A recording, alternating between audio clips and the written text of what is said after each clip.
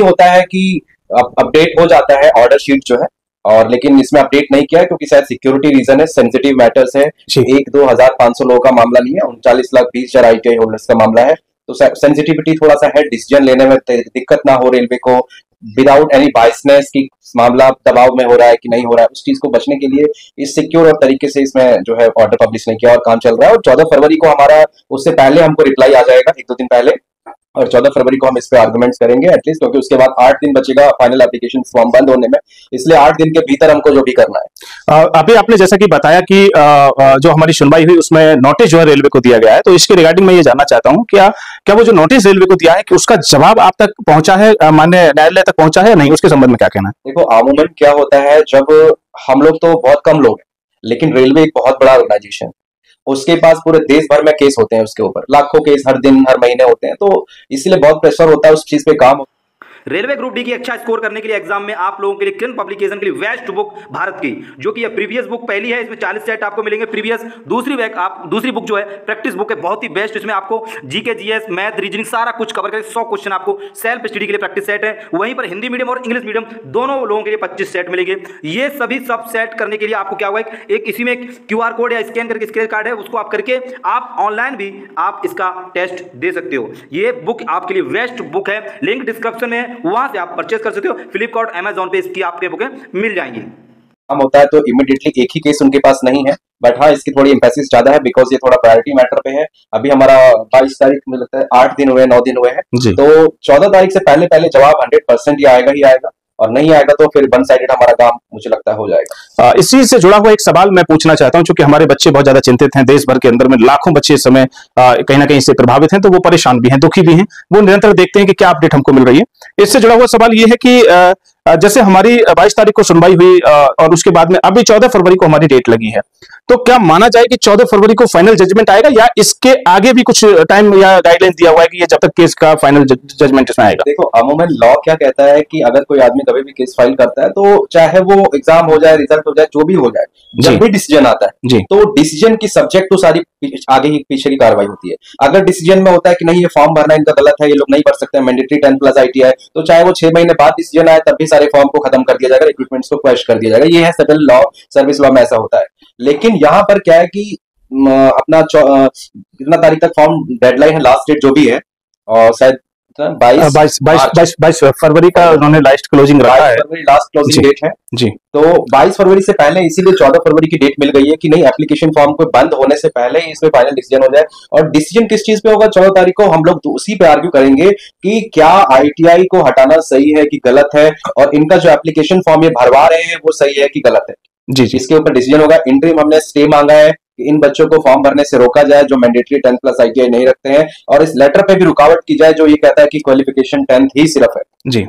वकील साहब बहुत बढ़िया। अभी मैं एक चीज और जानना चाह रहा हूं कि जिस तरीके से ऑल इंडिया टेक्नीशियन ऑर्गेनाइजेशन ने पूरे देश के अंदर में इस मुद्दे को उठाने का काम किया है, और हमारे संगठन के साथ साथ में और भी हमारे सहयोगी संगठन हैं, और भी हमारे सहयोगी कुछ अध्यापक हैं, कुछ यूट्यूब पे काम करने वाले हमारे साथी हैं, और लाखों बच्चे इससे जुड़े हैं। तो मैं क्या कहना चाहेंगे आपकी AITO के लिए, क्या सुझाव है आपका कि हमको किस तरीके से और आगे चीजों को लेकर जाना चाहिए कि जिससे प्रभाव पड़े? इस पॉइंट का बहुत इंपॉर्टेंट आंसर है जो सभी को ध्यान देना चाहिए, और ज्यादा समय नहीं लगेगा इसको कंप्लाई करने में आप लोग को, लेकिन 100% है, अगर आप लोग इसको मानोगे जो बात मैं बोल रहा हूँ, तो 100% रिजल्ट में बहुत बदलाव होगा और आप लोग को इसका मिलेगा। वो क्या है कि देखिए, हम सभी जानते हैं कि ये डेमोक्रेटिक कंट्री है, और जिसको आपने दिया वही सुपर पावरफुल है जी। एम्प्लॉयर रेलवे के पास पूरा अधिकार है, और रेलवे कौन है, वो है जिनको आपने चुना है, वही रेल मिनिस्टर, वही सारी चीजें। तो आप लोग ही उसको जब दिखाएंगे कि हमारा ये ग्रीवांस है, हमारी ये परेशानी है, हमारी ये चीजें हैं, तो वो परेशानी ग्रीवांस कैसे दिखेगी? 4 बच्चे आज कोर्ट आए हैं तो 4 बच्चे परेशान हैं, लेकिन लाखों बच्चे कब परेशान होंगे? जब लाखों लोग लीगल तरीके से, ट्विटर को कोई वैल्यू नहीं है लीगल रिकॉग्निशन में, आप लोग लेटर जो रिप्रेजेंटेशन रहता है वो लेटर लिख के DGT को लिखिए, रेलवे को लिखिए, बाय पोस्ट भेजिए। इतने लाख लोग हैं, 40 लाख कम से कम 1,50,000 तो लेटर भेजिए। बिल्कुल, डेफिनेटली भेज सकते हैं, बिल्कुल। तो मैं अभी यहाँ पे बताना चाहता हूँ आप सभी साथियों को कि हमारे वकील साहब से, क्योंकि मामला न्यायालय में है, इसलिए हम लोग जो भी स्टेप उठाते हैं वो लीगल तरीके से उठाते हैं, और हम वकील साहब से भी इसी बात पे हम लोग सलाह ले रहे हैं कि हम लोग चाह रहे हैं कि DGT का इसमें क्या योगदान होना चाहिए था, जो अभी तक नहीं देखने को मिल रहा है, और DGT को लेकर के हम लोग एक रणनीति बना रहे हैं जैसा कि अभी आपने क्या कहा कि लाखों कम से कम लेटर हम लोगों को भेजने चाहिए, तो हम फर्स्ट स्टेप पे डीजीटी की तरफ बढ़ेंगे। लेकिन आपका हम लोग चाहते हैं, हमारे बच्चे सुनना चाहते हैं कि कहीं ऐसा ना हो कि हमारे द्वारा लिया गया स्टेप कुछ गलत तो नहीं है, कानूनी दावपेच में कहीं कोर्ट में उससे हमारा माननीय न्यायालय में कोई नुकसान तो नहीं है। तो इसलिए मैं ये चाहता हूं कि आप थोड़ा साफ कर दीजिए कि डीजीटी का क्या तो रोल होना चाहिए था, उसने क्या काम नहीं किया जो उसको करना चाहिए था, और अब हमको क्या करना चाहिए उसमें आगे, वो थोड़ा सा मार्गदर्शन कीजिए। तो आपको पता होगा, इट वाज द एम्बिशन और वी कैन से डेडिकेशन और focus of prime minister Narendra Modi in 2015, जब उन्होंने बोला कि भारत में इतनी बेरोजगारी है, उसको कम करने के लिए हम लोगों को ट्रेनिंग देंगे, कौशल ट्रेनिंग, स्किल ट्रेनिंग, और उस ट्रेनिंग का इनको फायदा देंगे, जॉब दिलवा के, चाहे जैसे भी तरीके से। जी। इस परस्वेंस में 2015 में एक मिनिस्ट्री बनाई गई थी, मिनिस्ट्री ऑफ स्किल डेवलपमेंट, कौशल विकास मंत्रालय, और जिसको कहते हैं डायरेक्टर जनरल ऑफ ट्रेनिंग। तो डायरेक्टर जनरल ऑफ ट्रेनिंग वो डिपार्टमेंट है एमएसटी का जो देश भर में कौशल का ट्रेनिंग देते हैं, आईटीआई हो गया, अप्रेंटिसशिप हो गया, स्किल डेवलपमेंट की ट्रेनिंग हो गई, ये सारा काम डीजीटी का है और उन्हीं की ये जिम्मेदारी है, क्योंकि भारत सरकार का अलग अंग है, एक अलग मिनिस्ट्री बना दी है उसको कि आप लोग का काम है देश में जो अनएम्प्लॉयमेंट, बेरोजगारी है, इनको हुनर सिखाना, टैलेंट देना, स्किल्स देना और स्किल्स का यूटिलाइज करवाना, चाहे जहां भी उनको एम्प्लॉयमेंट में लगा सकते हो, कोशिश आपको करनी है। तो डीजीटी का बहुत बड़ा कहीं ना कहीं रोल इसमें होना चाहिए था कि डीजीटी के माध्यम से ये सारी आईटीआई हुई, अप्रेंटिसशिप हुई, अचानक से रेलवे हटा देती है आईटीआई को। ये बहुत बड़ा नुकसान बच्चों के लिए है, जिन बच्चों ने अपना टाइम स्पेंड किया, एनर्जी लगाया, सब लगाया, और इस मामले में डीजीटी शांत बैठा हुआ है, मिनिस्ट्री ऑफ स्किल डेवलपमेंट शांत बैठा हुआ है। मतलब ये तो इतना बड़ा पावरफुल होते हुए भी वो लोग शांत बैठे हैं, क्या वजह, कितना प्रेशर है कि क्या है, नहीं है। डीजीटी को करना चाहिए, और आप लोगों का क्या करना चाहिए, ministry of skill development, DGT secretary को हर बच्चा एक एक लेटर लिख के बाई पोस्ट भेजे उनको, और तुरंत अगले 2 से 3 दिन के अंदर कम से कम लाखों लेटर वहां तक पहुंचने चाहिए। जी जी, बहुत बढ़िया। अभी जैसा कि बच्चों का जो सवाल हमारे पास में आ रहे थे, बहुत सारे हमारे सहयोगी जो साथी हैं, बहुत सारे हमारे सहयोगी संगठन हैं जो इस लड़ाई में लगातार हमारे साथ जुड़े हुए हैं, उनकी तरफ से बार बार ये पूछा जा रहा था कि हम लोगों को क्या लीगली कोई बाउंडिंग ऐसी तो नहीं है कि भाई हम लोग कोई स्टेप उठाएं और वो कानूनी रूप से वो गलत हो जाए। तो वकील साहब ने भी बड़ा स्पष्ट कर दिया है कि, और यहाँ पे एक चीज और है कि हमने स्वयं उसमें पार्टी भी शायद डीजीटी को बनाया है, इसमें पार्टी स्वयं जो है, कोर्ट में भी हम लोगों ने उसको पार्टी बनाया है। तो अभी हम लोग इसको मैं जल्द ही जो है, आज हम लोग शाम की एक बैठक में ये तय कर लेंगे अपने सहयोगी साथियों के साथ में, क्या हमारा उसका एजेंडा रहने वाला है, क्या लेटर रहेगा कि जिसमें हम लोग डीजीटी के संबंधित अधिकारियों को वो अपनी बात वहां तक पहुंचाएंगे, कॉमन फॉर्मेट के माध्यम से हम लोग मेल कराएंगे, और ज्यादा से ज्यादा लाखों की संख्या में पोस्ट जो के माध्यम से वो लेटर जो है बच्चों की तरफ से वहां जाए, जिससे कि कहीं ना कहीं डीजीटी को, जो नींद में आज डीजीटी सोया हुआ है, उसको जागना पड़ेगा। और वो जगाने का तरीका यही है कि हम लोग ट्विटर के साथ साथ हम लोग फिजिकली लेटर भी दें, हम लोग पोस्ट के माध्यम से लेटर दें, और अन्य माध्यमों से हम लोग अपनी बात पहुंचाने का हम लोग काम करें। मैं अभी बस लास्ट 2 सवाल और आपसे वकील साहब पूछना चाहता हूं। पहला सवाल बहुत बड़ा ये है कि इस समय बच्चे बहुत ज्यादा परेशान हैं। सुबह शाम फोन को उठा के देखते हैं कि कोई नया अपडेट कोर्ट की तरफ से आया है कि नहीं आया, वकील साहब का कोई नया अपडेट आया है कि नहीं आया, एआईटी की तरफ से कोई अपडेट आया है कि नहीं आया। तो उसको लेकर के मैं आपसे 2 सवाल और पूछना चाहता हूं। पहला सवाल मैं ये जानना चाह रहा हूं कि 14 फरवरी को जो हमारी सुनवाई होनी है, क्या संभावना है उसमें, आपको क्या लगता है, जिस तरीके से आपने इस पर तैयारी की है, पूरी फाइल ये कंप्लीट आपने की है इतने सारे पेज की, तो क्या लगता है कि उसमें हम लोगों को कितनी सफलता और किस तरीके से सफलता इसमें हमको मिलेगी? 14 को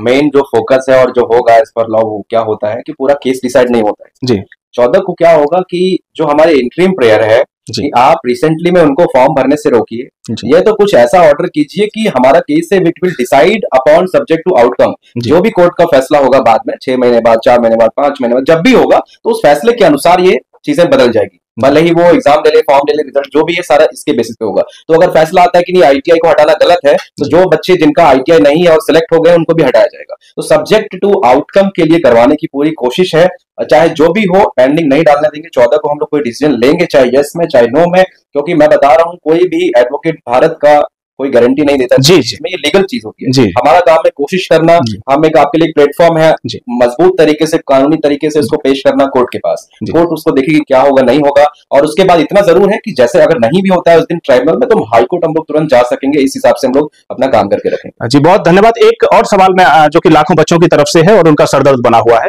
कि जिस तरीके से फॉर्म ऑनलाइन हुए हैं और पंजीकरण कराने की जो प्रक्रिया है वो चालू है, तो क्या बच्चों को अभी क्या इसके बारे में आप क्या कहना चाहेंगे कि भाई उनको फॉर्म भरना चाहिए, नहीं भरना चाहिए, या फॉर्म भरेंगे तो क्या हो सकता है, नहीं भरेंगे तो क्या हो सकता है, उसके संबंध में भी एक आपकी तरफ से कानूनी रूप से जो है क्या इसमें जवाब है? देखिए, ऐसा होता है कि एक बार अगर आप एप्लीकेशन फॉर्म भर देते हैं जी, इसका मतलब you have accepted the condition of advertisement जी। और जब आप एक बार कंडीशन को एक्सेप्ट कर सकते हैं, फिर बाद में उसी चीज को केस नहीं कर सकते हैं। जब कोर्ट बोलेगा कि जब आपने खुद स्वीकार कर लिया इस फॉर्म को, इसमें कंडीशन जो थी वो स्वीकार कर लिया, फिर आप उसको केस फाइल कर रहे हैं कि नहीं गलत है, ऐसे थोड़ी चलेगा, दोनों चीज आपको मिलेगा। तो आप या तो 14-15 तारीख तक रुक जाइए, 16 तारीख से एप्लीकेशन फिल करिए, जब से भी हम लोग करते हैं, लेकिन हो जाएगा 17-18 तक एप्लीकेशन फिल हो जाएगा, ज्यादा टाइम नहीं लगता है इसमें। जी, मतलब कहने का ये है कि पूरी तरीके से कि अभी आप लोग को 14 तारीख को हमारी सुनवाई है और आप 14 के बाद में फॉर्म भरना प्रारंभ कर सकते हैं, और जब तक आप वेट आपको करना चाहिए कानूनी रूप से, चूंकि हमारी लड़ाई माननीय न्यायालय के समक्ष है। और मैं बड़ा स्पष्ट यहाँ पे बता देना चाहता हूँ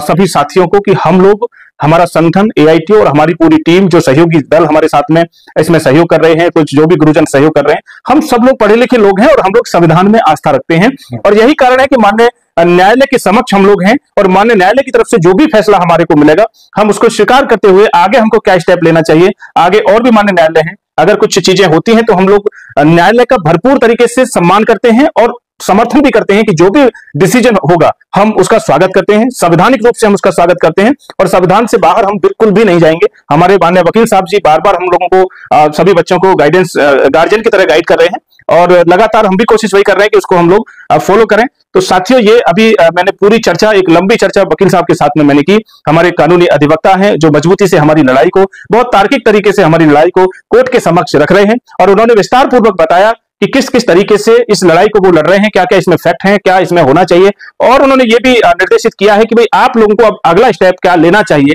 क्या किस तरीके से DGT की रिस्पॉन्सिबिलिटी होनी चाहिए थी, वो भी उन्होंने बताने का काम किया। अब हम लोगों को मिलकर के और इस प्लेटफॉर्म को और हमको मजबूत करना है कि जिससे कि हम अपनी आवाज को मजबूती के साथ में DGT के समक्ष रख सकें, रेलवे के समक्ष रख सकें, और अन्य प्लेटफॉर्म पे भी हम अपनी बात को मजबूती से रख सकें। बहुत बहुत धन्यवाद साथियों, इस वीडियो में इतना ही। आगे आप बने रहिएगा गौरव जयराम AITO के साथ में, और अन्य जो भी हमारे साथी सहयोगी दल, जो भी सहयोगी साथी इस मूवमेंट में शामिल हो रहे हैं, उनको भरपूर सपोर्ट कीजिएगा। उनका समर्थन, आप जिस भी टीचर को सपोर्ट कर रहे हैं, जिस भी टीचर को आप समर्थन अपना दे रहे हैं, वो समर्थन डायरेक्टली हमारे पास तक आ रहा है। वो समर्थन AITO को भी जो समर्थन आप दे रहे हैं, वो कहीं ना कहीं इस केस की ताकत बढ़ाने का काम कर रहा है, क्योंकि जो भी डायरेक्शन दिल्ली से हमको मिल रही है उसको हम लोग जल्दी से पब्लिक में पहुंचा सकते हैं, और पब्लिक पहुंचाने के बाद में हम उसका कहीं ना कहीं जो अपना मैसेज है उसको हम लोग भेज सकते हैं जहां हमको वो भेजना है। तो ये ताकत कहीं ना कहीं हमारी एक दूसरे से मिलकर के बनी हुई है। तो बहुत बहुत धन्यवाद, बने रहिएगा गौरव जयराम AITO के साथ। धन्यवाद, धन्यवाद वकील साहब।